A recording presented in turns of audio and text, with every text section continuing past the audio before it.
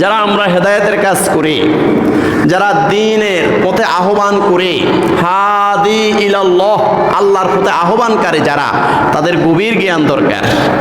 কারণ গভীর জ্ঞান না থাকার কারণে আপনার বক্তব্যের কারণে হিতে বিপরীত হতে পারে। আপনার বক্তব্যের কারণে হিতে বিপরীত হতে পারে।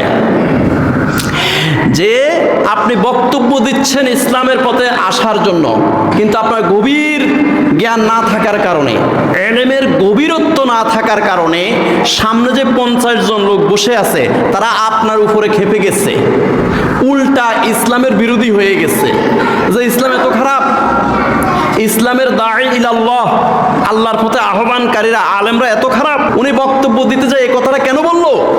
হাজরিন, তো এই জন্য আল্লাহ পাক রব্বুল আলামিন কঠিন একটা মেসেজ দিয়েছেন, লিয়াতাফাক্কাহু ফিদ্দীন।